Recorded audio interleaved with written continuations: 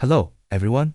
Today, I'll introduce to you all how to use the KD-X4 key edition for Volkswagen and Audi vehicles. This is a 5D transponder key. The wires have been soldered in accordance with the wiring diagram. This 8-pin adapter board is the one being used.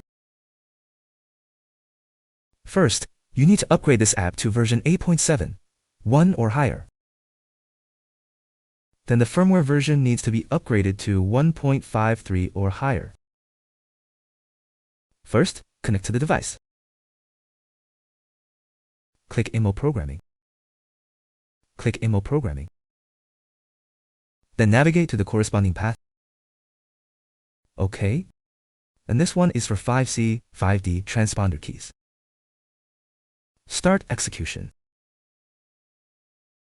Click Read the original car key and generate a dealer key. Open this wiring diagram. Locate the corresponding wiring diagram. This is the corresponding wiring diagram. You can refer to this hole. The wire corresponding to this hole should be connected and let out. There are 3 pins in the top row on the front side here. 3 points need to be connected. Then there are 2 points to be connected here. Connect to the corresponding points. After making the connection, the wire on this side should also be attached to the corresponding point. You can see the marked points on this side. After the connection is completed, just directly insert the key to be read. Then read the chip data.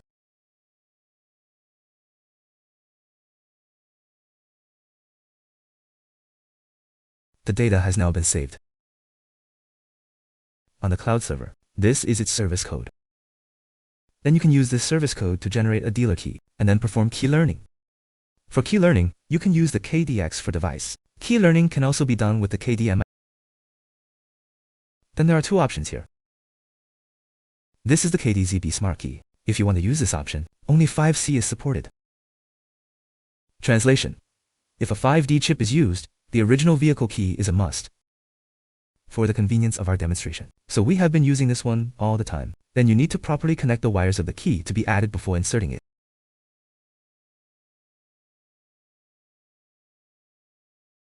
Select the original factory key after inserting it. Click Original Key Non-Vehicle.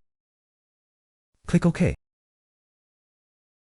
Writing successful. After the writing is successful, you can restore the key and take it together with the original vehicle key to perform on-vehicle matching. The key learning function is required.